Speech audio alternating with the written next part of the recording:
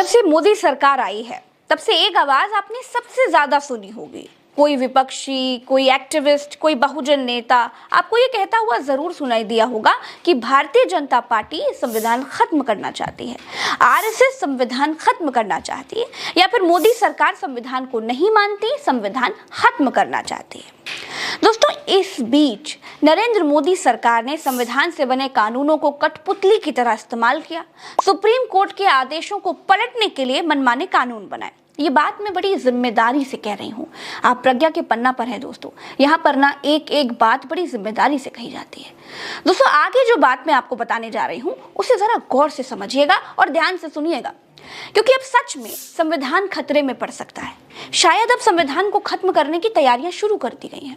आखिर क्यों प्रधानमंत्री नरेंद्र मोदी के आर्थिक सलाहकार परिषद के अध्यक्ष विवेक देबरॉय ने खुलकर कह दिया है कि अब हमको विचार करना होगा कि 2047 में भारत को कैसे संविधान की जरूरत है। संविधान खत्म करने की बात तो छोड़ दीजिए दोस्तों, बाबा साहेब की पूरी जिंदगी की मेहनत को खत्म करने की, उनकी निशानी को मिटाने की सोचने की भी हिम्मत किसी में नहीं थी। लेकिन प्रधानमंत्री के सलाहकार ने यह बात एक आर्टिकल में लिख दी। 2047 तक हमें कैसा संविधान चाहिए, हमें सोचना होगा। दोस्तों, अब अगर आप क्रोनोलॉजी को समझेंगे, पहले नौकरियों में बड़ी चालाकी से आरक्षण खाया गया, फिर सेना में आरक्षण खाते हुए सबको 3 साल का अग्निवीर बना दिया गया। आरक्षण ना देना पड़े इसलिए ज्यादा से ज्यादा नौकरियां ठेके पर दे दी। धीरे धीरे बाबा साहेब अंबेडकर के आरक्षण की जड़ों को काटा गया। संविधान से मिले आरक्षण का पेड़ अब सूखने को है। बड़ी धीरे धीरे ये दिखाने की कोशिश की जा रही है कि इस संविधान से आपको क्या मिल रहा है। दोस्तों, क्रोनोलॉजी को समझने की कोशिश करेंगे तो आपको नरेंद्र मोदी के भाषण का हिस्सा मिलेगा। मैं बताती हूँ, जिसमें ना अब वो बार बार ये कहते हुए पाए जा रहे हैं कि उनके अमृतकाल की छाप आने वाले 1000 साल तक रहेगी। प्रधानमंत्री मोदी ने ऐसा कुछ किया तो है नहीं कि उसकी छाप आगे 1000 सालों तक रहेगी। तो अब सवाल ये उठता है कि प्रधानमंत्री नरेंद्र मोदी आखिर ऐसा क्या करने वाले हैं जिसकी छाप 1000 साल तक रहेगी। क्या प्रधानमंत्री के आर्थिक सलाहकार परिषद के अध्यक्ष की संविधान खत्म करने वाली बात का और प्रधानमंत्री की 1000 साल वाली बात का आपस में कोई लेना देना है?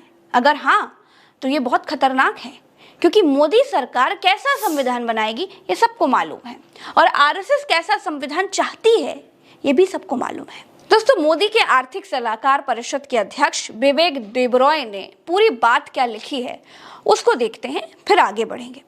दोस्तों, देबरॉय लिखते हैं कि 1973 में हमें बताया जा रहा है कि हमारे लोकतंत्र की इच्छा चाहे कुछ भी हो, संसद के जरिए बेसिक ढांचा नहीं बदला जा सकता है।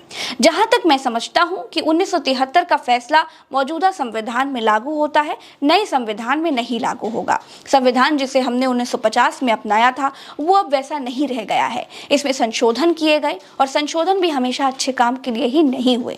हमें बताया जाता रहा है कि इसका बेसिक स्ट्रक्चर नहीं बदला जा सकता। अगर इसके खिलाफ कुछ होगा तो अदालतें उसकी व्याख्या करेंगी। लिखित संविधानों पर यूनिवर्सिटी ऑफ शिकागो का रिसर्च बताता है कि इसकी औसत आयु सिर्फ 17 साल रही है। ये 2023 है। 1950 के बाद 73 साल बीत चुके हैं। हमारा संविधान काफी हद तक गवर्नमेंट ऑफ इंडिया एक्ट 1935 पर आधारित है। इसी तरह से ये उपनिवेश के दिनों से जुड़ा है। हमें इस पर विचार करना होगा कि 2047 में भारत को कैसे संविधान की जरूरत है। कैसे संविधान की जरूरत है जी? नए संविधान की तो बिल्कुल जरूरत नहीं है। क्या पुराने संविधान की सारी बातें पूरी हो गई? दलित और सवर्ण दोनों एक बराबर हो गए क्या? क्या सबको बराबरी का अधिकार मिल गया क्या? क्या दलित का बच्चा सुप्रीम कोर्ट में जज हो गया क्या? क्या दलित का बच्चा मोदी का सलाहकार हो गया क्या? नहीं हुआ ना। तो फिर संविधान बदलने की क्या जरूरत है? किसे चुभ रहा है बाबा साहेब अंबेडकर का संविधान? देबरॉय कहते हैं कि ये उनकी निजी भावनाएं हैं। तो देबरॉय जी, अंबेडकर का संविधान आपको काहे काट रहा है? क्या जो बदलने की बात आप कर रहे हैं, आपको क्या परेशानी है भाई? अंबेडकर के संविधान से आखिर दिक्कत क्या है? सवाल बिल्कुल वाजिब है देखिए, और मैं प्रज्ञा मिश्रा जब तक हूं तब तक सवाल तो पूछना बिल्कुल नहीं छोड़ूंगी।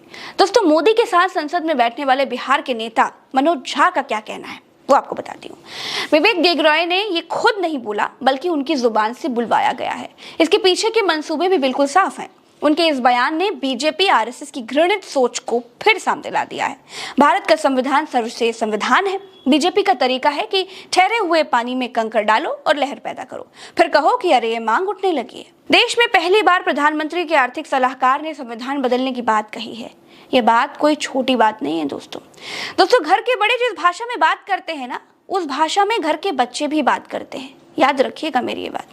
2024 में अगर मोदी तीसरी बार प्रधानमंत्री बनते हैं तो उनको ये भी मालूम है कि चौथी बार प्रधानमंत्री वो नहीं बन पाएंगे। तो क्या उसी दरमियान संविधान ये कहकर बदल दिया जाएगा कि संविधान बहुत पुराना है, जनता की मांग पर इसे बदला जाता है? क्या ऐसा होगा? बहुत सारे राजनीतिक पंडित इसकी आशंका लगा रहे हैं। दोस्तों अभी के लिए इस वीडियो में इतना ही। चलते हैं।